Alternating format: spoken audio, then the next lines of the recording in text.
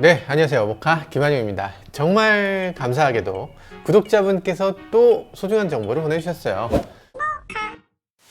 스팅어 페이스리프트 사진인데요. 야, 이게 아직 스파이샷이라서 좀 보내드리기 좀 그렇지만 워낙 많이 보내주고 계셔서 일단은 한번 전해드리겠습니다. 어째선지 이게 보안해제가 됐다 이렇게 말씀하시는 분도 계신데요. 근데 확실히 보안해제는 아니라고 해요. 요즘 현대기아차가 좀 품질 이슈가 많이 있었잖아요. 그래서 신차들의 출시 전에 품질 검사를 조금 더 강화했습니다. 그러다 보니까 출시가 다 조금씩 미뤄졌는데요. 스팅어도 출시가 좀 미뤄져서 9월달로 미뤄졌습니다. 한 달을 더 기다려야 되나? 빨리 나와줬으면 좋겠는데 정말 현기증 날 것 같아요.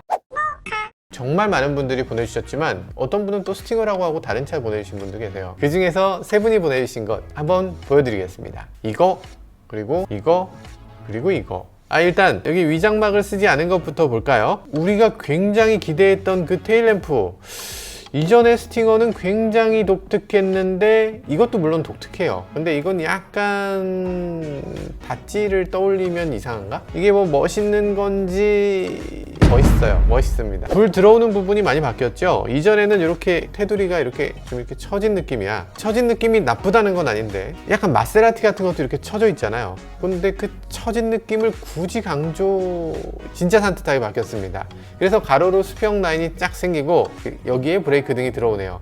이 램프 전체가 들어오는 거 이거 굉장히 좋은데 이게 브레이크 등 아니냐 이렇게 생각하시는 분들 계신 것 같아요. 근데 아니고요. 네, 브레이크는 양쪽 이렇게 끄트머리 그리고 트렁크 부분 일부 이렇게 브레이크 등이 들어오는 거고요. 이 위쪽을 포함해서 이 전체는 주간주행 등 같은 거라고 보시면 됩니다. 여튼 더 산뜻하고 더 크고 더 강해졌죠. 이걸 보고 나니까 전에 램프는 도대체 왜 그렇게 했었나 하는 생각이 살짝 들어요. 전에 램프는 그렇잖아요. 이게 가운데 플라스틱을 불이 들어올 것 같이 생겼는데 안 들어오게 만들었어요. 제가 처음 그 차 나왔을 때 처음 론칭할 때 가서 제네바 모터쇼에서 그걸 보고서 바로 말씀드렸죠. 야, 이게 분명히 다음 연식에서는 이게 가운데 불 들어오게 할 것 같아요. 이렇게 말씀드렸는데 아니나 다를까 이렇게 불이 들어오네요. 이게 사실 엄청나게 비싼 차잖아요. 5천만 원 넘는 차인데 할 수 있는 건 다 해줘야죠. 이제야 제 자리를 찾은 것 같습니다. 그냥 램프네 뭐 이렇게 말씀하시는 분들 많이 계실 텐데 그냥 램프는 아닙니다. 이 램프 자체가 기존 면발광하고는 조금 느낌이 다르거든요.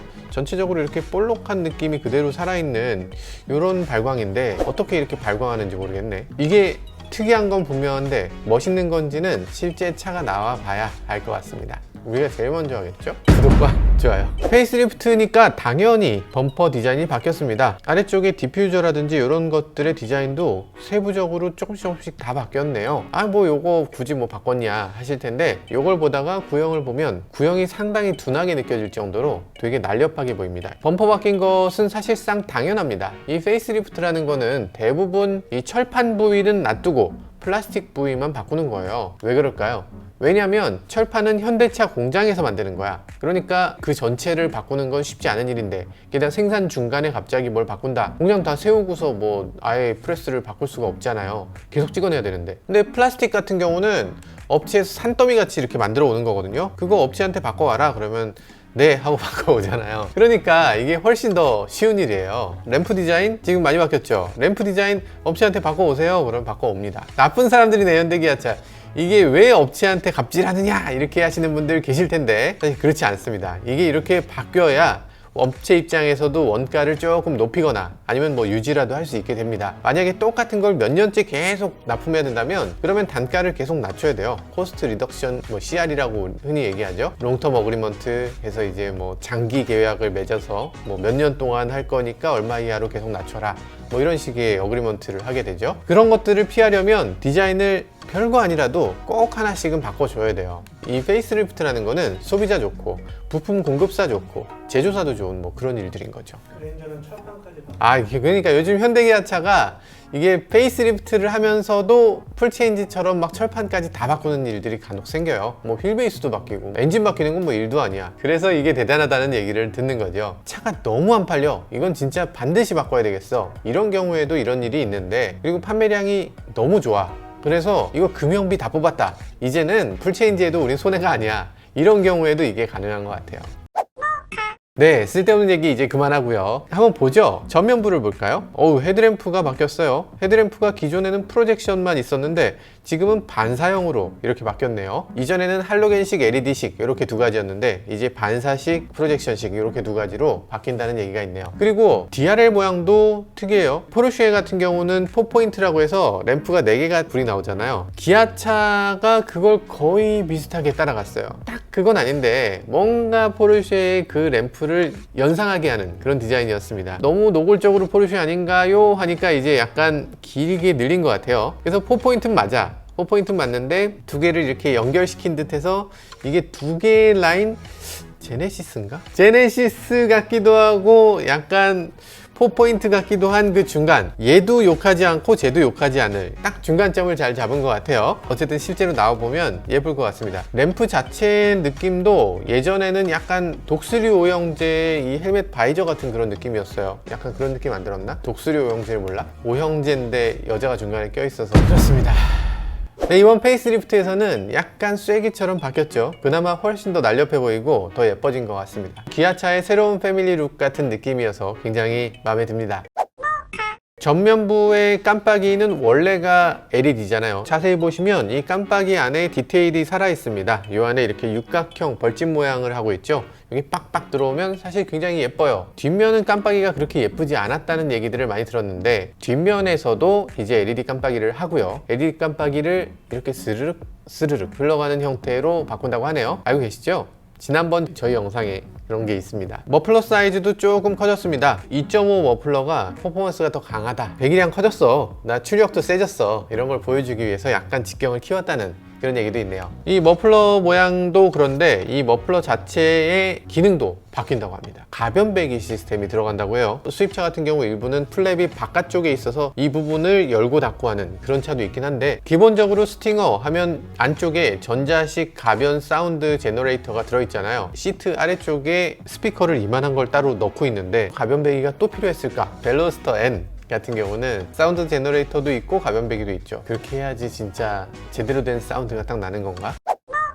다른 분이 보내주신 사진입니다. 이분이 보내주신 사진을 보면 이건 사진이 무슨 연사로 찍어주셨어. 사이즈가 뭐 어마어마하게 크고 뭐 지금 위장막을 씌워놓은 상태긴 하지만 여러 가지로 다 보이네요. 근데 지금 머플러 같은 경우는 기존 머플러하고 거의 비슷한 작은 머플러예요. 약간 직경을 두 가지로 가져가는 게 분명히 보이네요. 아, 그렇구나. 3.3 터보 타시는 분들이 약간 차별화 요소를 좀 넣어달라, 이렇게 아마 요구했던 게 아닌가 싶어요. 그래도 머릿속 딱 봤을 때 나 3.3이라고 이런 느낌을 줘야 되겠죠? 외관은 뭐 아까 보여드린 외관에 비해서 더 보이는 건 많진 않은데 여기 뭐 조금 보이네요. 네, 타이어 같은 경우는 지금 미쉐린 둘두로 40 ZR19라고 써있네요. PS4가 껴져 있네요. 고성능 타이어인데요, 지금 여름 전용 타이어니까요, 스팅어에서 이렇게 고성능 옵션을 선택하신 분은 반드시 타이어를 겨울이 되면 꼭 바꿔야 됩니다. 사륜구동 옵션도 있잖아요. 사륜구동 있으니까 되지 않겠어요 생각하시는 분들 계실 텐데 전혀 그렇지 않습니다. 사륜구동이라도 무조건 서머 타이어는 반드시 바꿔줘야 되는 그런 타이어예요. 휠이 아주 독특한 게 껴져 있습니다. 아, 요 갈라진 게 이게 스포크야? 10개야? 근데 하나의 기둥이 또 2개씩으로 갈라져 있거든요. 이렇게 되면은 스포크가 20개야? 지금 이렇게 봐서는 이게 멋있는지 아닌지 알기 어려운데 어쨌든 굉장히 독특합니다. 엔진은 끝까지 얘기가 많았죠. 지난달에 환경부의 자료에 보면 2.0L 가솔린 스팅어가 있었어요. 그러니까 사람들이 이제 야, 스팅어 페이스리프트가 또 2.0으로 나오냐? 말이 되냐? 이러면서 막 불만을 토로했는데 다행히 2.5 터보 가솔린으로 나와서 더 훌륭할 거라서 굉장히 기대가 됩니다. 그리고 디젤은 이번에 단종됩니다. 뭐 디젤 스팅어는 스팅어라는 차하고 너무 안 맞는 것 같아요.